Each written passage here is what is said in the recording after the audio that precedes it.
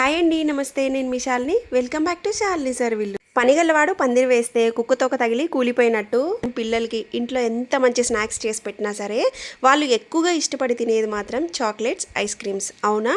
మరి అలాంటి చాక్లెట్స్ని ఇంట్లోనే హెల్తీగా చేసేద్దామా? మావాడైతే ఈ చాక్లెట్స్ తిని మిస్మరైజ్ అయిపోయాడండి. మరి ఎలా తయారు చేయాలో చూసేద్దాం, వచ్చేయండి. ముందుగా ఒక మిక్సింగ్ బౌల్ తీసుకొని అందులో ఒక హాఫ్ కప్పు మిల్క్ పౌడర్ వేసుకోవాలి. ఆ తర్వాత షుగర్ని ఈ విధంగా పౌడర్ చేసి ఒక కప్పు షుగర్ పౌడర్ని యాడ్ చేసుకోవాలి. ఆ తర్వాత ఒక కప్పు కోకో పౌడర్ కూడా వేసుకొని ఇందులో కొద్దిగా వెనిలా ఎసెన్స్ వేసుకోవాలండి. నేను ఇక్కడ 1 స్పూన్ వరకు వేసుకుంటున్నాను.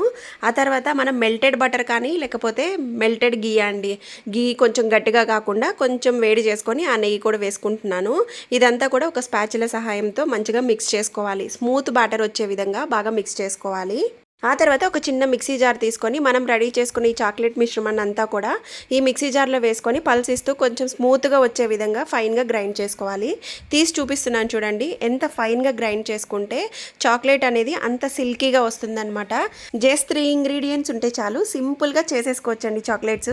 డెఫినెట్లీ ట్రై చేయండి. గ్యాస్ లేకుండా, అది కూడా కుకింగ్ చేయకుండా చాక్లెట్ చేయొచ్చు, అది కూడా 5 మినిట్స్లో. నిజంగా చెప్పాలంటే నేను కూడా నమ్మలేదండి.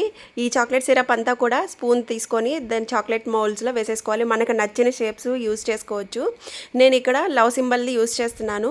ఇంకా డ్రై ఫ్రూట్స్ను కూడా మనం డ్రై రోస్ట్ చేసుకొని ఈ విధంగా మౌల్డ్స్లో అడుగును వేసేసుకొని దానిపైన చాక్లెట్ సిరప్ వేస్తే కూడా టేస్ట్ భలే ఉండిందండి. అట్లా క్రంచీగా తగులుతూ డ్రై ఫ్రూట్స్.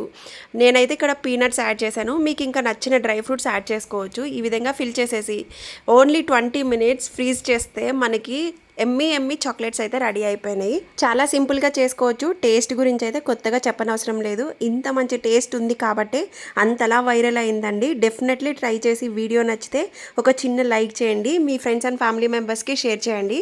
మీకు ఇంకా ఏమేమి వంటలు కావాలో నాతో కామెంట్ సెక్షన్లో షేర్ చేయడం మర్చిపోవద్దు. Thanks for watching.